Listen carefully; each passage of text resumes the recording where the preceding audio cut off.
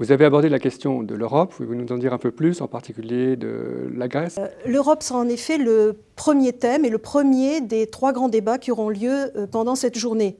Des exposés courts, mais aussi beaucoup de débats.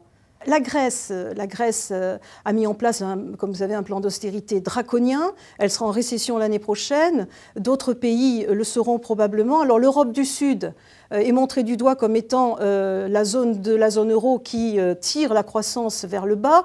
On sait qu'en zone euro, la croissance sera très molle. Alors molle jusqu'à quand? C'est une grande question. Est-ce qu'on c'est pour 1 an, 2 ans ou pour 10 ans, selon le modèle japonais, par exemple? Et ces pays sont montrés du doigt, mais il y a d'autres pays en Europe largement. Il y a aussi le Royaume-Uni qui peut poser problème au regard de sa dette souveraine.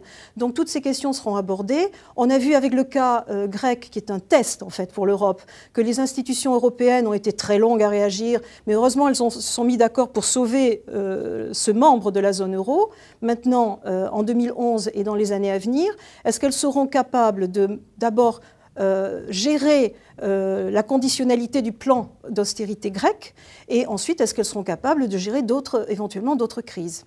Yves Zlotowski, peut-être un mot sur les pays émergents. Alors c'est l'après-midi en fait qui sera entièrement consacré aux pays émergents. Évidemment, on voit que les pays émergents ont été assez peu touchés par la crise et que surtout ils rebondissent très fortement. Ils ont l'air d'être les gagnants de la crise. Donc on a pris un peu la question de revers et on s'est dit, mais est-ce qu'il n'y a pas des risques cachés dans cette reprise, des risques politiques, des risques aussi liés un peu au repli sur soi des pays émergents, voire aussi des bulles qui se créent avec la croissance très très forte, la montée des taux de change, la montée du crédit, la montée des bourses. Et donc ce débat va être articulé autour de 3 sujets un peu plus précis. Le sujet de l'Asie émergente et de sa recomposition autour de la Chine. Le sujet de l'Afrique du Nord qui a l'air d'avoir bien résisté à la crise, mais peut-être qu'il y a de nouveaux risques de type politique en Afrique du Nord qui émergent. Et puis un 3e petit exposé sur la question des bulles.